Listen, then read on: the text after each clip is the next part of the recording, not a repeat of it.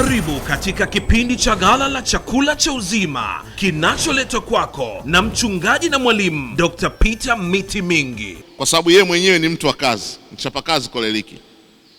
Hapendi watu wasiopenda kufanya kazi kwa bidii. Anachukia watu wanaokataa madaraka yake. Ukimpinga tu koleliki mnakosana.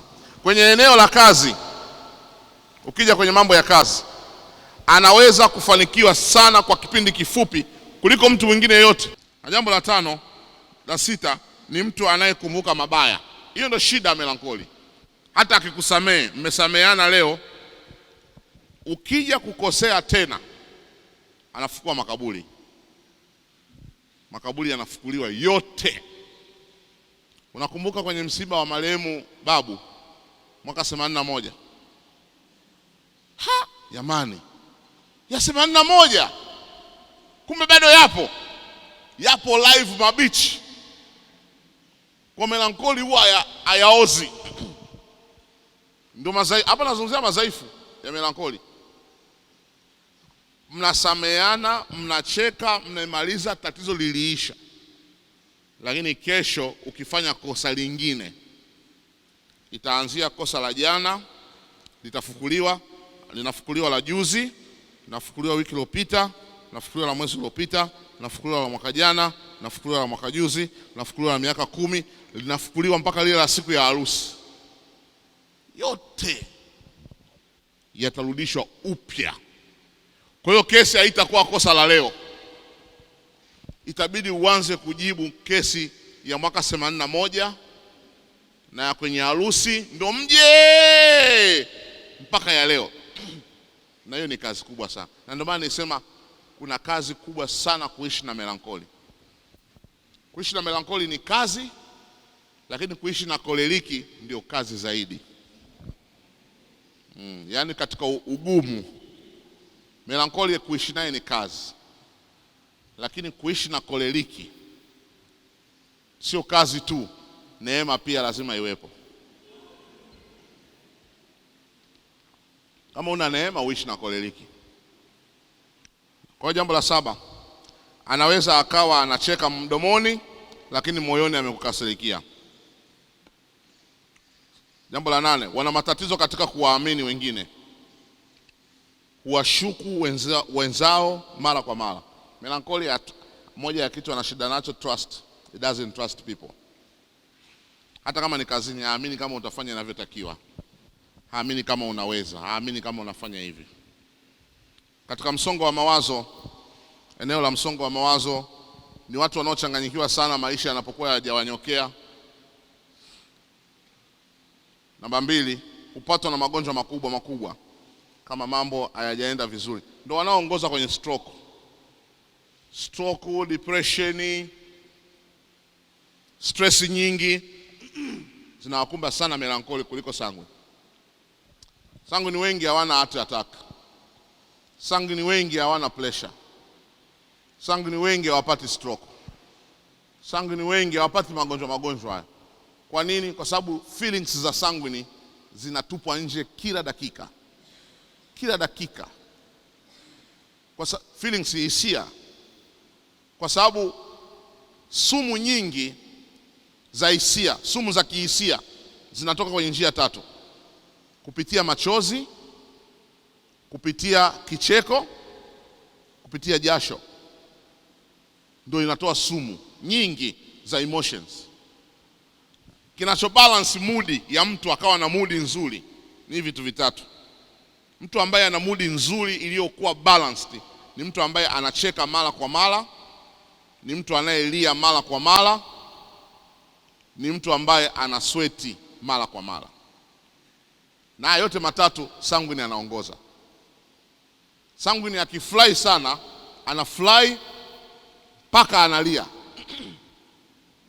Umeshaona mtu amefly na analia kabisa, machozi yanatoka. Lakini sio amepigwa wala hajaumizwa. Analia huko anacheka. Anacheka mpaka unaona machozi yanatoka. Hiyo ni sanguine. Kilio, wanaoongoza kwa kulia ni sanguine. Sanguine ukimuuzi kidogo tu analia. Kitu kidogo tu machozi. Kwa kila machozi yanapotoka yanaondoka na sumu. Yaani kwa mahali fulani katika kumfanyia mtu counseling akawa ameumizwa, akawa analia, watu wamemzunguka wanamzuia. Nyamaza. Nikamwambia mama lia. Hiyo jambo limekuumiza, una haki ya kulia. Lia kabisa. Na tena akiwa mtu analia ana hasira, ukitaka alie zaidi, mgonge bega. Basi. Na nicho nilifanya. Wakati mama alipokuwa analia, watu wamezunguka, usilie. Nikamwambia mama, una haki ya kulia. Lia. Dawasco. Wewe angalia hata kwenye watoto. Katoto kakio sijui kameuziwa sijui nini. Ukaja unajaribu kukabembeleza, ukaambia jamani. Ukikapiga tu hapa, badala ya kutulia ndio unaona unaongeza. Lakini kila machozi yanapotoka yanatoka na sumu, toxins. Kwa sisi kwenye psychology huwa hatuwazuii watu kulia, tunawa encourage walie. Wale waliokuwepo kwenye lile somo la grief, jinsi ya kumshauri mtu mwenye grief, mtu aliyefiwa, wakati walikuwepo lile course, wachache mnakumbuka, tulizungumza sana kuhusu thamani ya machozi, kazi ya machozi. Mtu anatakiwa alie. Kwa hiyo ukilia unaachia sumu nyingi sana, ambazo nyingi ndio zinasababisha magonjwa. Kwa hiyo melankoli wengi wana magonjwa mengi makubwa, kwa sababu melankoli halii hata akiumizwa. Halii, analilia ndani, hatoi chozi. Huwezi kuona chozi la melankoli. Melankoli mara chache kucheka, acheki. Unaweza kufundisha watu wakacheka, unaweza kaongea watu wakacheka, melankoli acheki. Kwa hiyo sumu zinabaki ndani.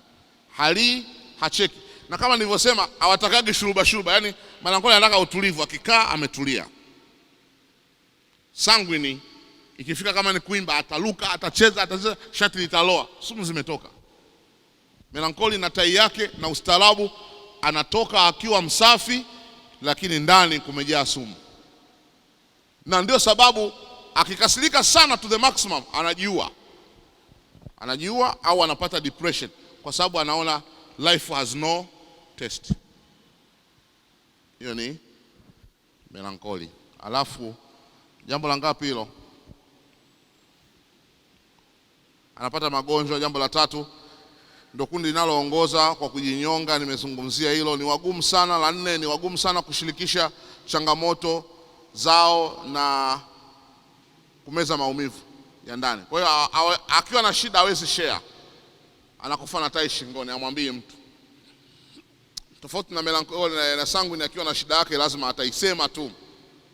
Kumbuka tulisemaga sanguini wengi hawana siri. Kwa hiyo hata kama ana kitu kinamuumiza cha mume wake, atakiongea tu. Atakiongea tu, bwana kaniumiza. Huyu bwana ndo alinifanyia hivi. Kama nilikuwa nafundisha mahali mambo ya utoaji, nikawa nawaambia jinsi ambavyo tulishirikiane kutoa. Mungu akisema na wewe zungumza na mke wako, toa nini. Mmoja akaja siku moja akasimama madhabahuni akasema, mimi napenda kutoa, ila mke wangu yule pale ananizuiaga kutoa. Kile nikitaka kutoa, mkiniona story mjue yule pale mbele ya kanisa. Na akasema kama mimi muongo aje hapa apinge. Afu na yeye mwenyewe yuko wapi? Yuko hapo. Unajisikiaje kama ndo wewe unafanywa kitu kama hicho? Kwa hiyo hiyo inakupa picha gani? Huyo sanguini hafichi. Na nishakwambia sanguini emotions zake zikipanda haogopi. Yaani hawezi kuogopa kwamba hapa niko kwenye kadamdasi, siwezi nikaongea jambo zito kama hili mbele za watu. Akishapanda tu anaongea chochote mahali popote, hata mbele ya watoto. Anaweza kaongea jambo zito ambalo yaani ili wewe utamka mbele ya watoto, sanguini anaongea. Akishapanda tu zile emotions anaongea. Kwa sanguini akiwa na changamoto afichi. Melankoli akiwa na changamoto hata kama ni nzito aongei, anakufa nayo. Ndio maana yale maumivu yanakuwa mengi ndani, kwa sababu they don't share. Wanaumizwa sana endapo hawatafikia malengo ya viwango vyao. Kama afikii malengo, ni moja ya vitu vinamuumiza sangwi, melancholi. Ukasirika na kuumia wanapohisi kupuuzwa au kutojaliwa na wenzi wao. Kwa hiyo ukitaka ugombane na melancholi, mpuuze. Melancholi anataka attention ya kumuonyesha kwamba you respect. Kwa hiyo aidha awe mke au mume. Lakini ukimpuuza, ukafanya mambo mwenyewe, umshirikishi, anachosema ufuati, anahisi kama umempuuza, na akihisi tu hivyo, basi tengeneza kidonda. Melancholi anahofia nini? Hofu ya melancholi ya kwanza, hisia zake kutoweka kwa watu. Hisia zake kutoweka kwa watu. Anaogopa sana kufanya makosa. Yaani melancholi ni muoga wa makosa. Kumbuka tulisema ni perfectionist. Kwa hiyo anaogopa sana kuonekana alishindwa. Kwa hiyo kama alianzisha kitu na hakijafanikiwa, itamsumbua sana, kwa sababu swali lake la kwanza, watu watasemaje? Watu watanionaje? Basi hilo tu linammaliza, linamkondesha watu. Konsani yake ya kwanza iko kwenye public image. Watu watanionaje? Watasemaje? Watasema hajui, watasema hawezi. Anaogopa sana kutofikia viwango vyake alivyojiwekea. Jambo la 4, anaogopa sana kushindwa katika maisha. Jambo la 5, ana hofu ya kusemwa vibaya na watu na kadhalika. Kwenye upande wa watu, anawahusianaje na watu, anapendaje watu? 1, watu wa aina makini. Melancholi hataki kila mtu. Tofauti na sanguine. Sanguine anapenda watu wote. Melancholi anabagua. Melancholi anataka aina fulani tu ya watu na sio watu wote. Ndio maana ikiisha ibada hataki kusalimiana na kila mtu. Kuna aina ya watu anawatafuta. Fulani, umemwona fulani, unakuta wamejitenga. Na akija mwingine tu kama sanguine hivi, wanasimamisha mazungumzo. Tukusaidie nini?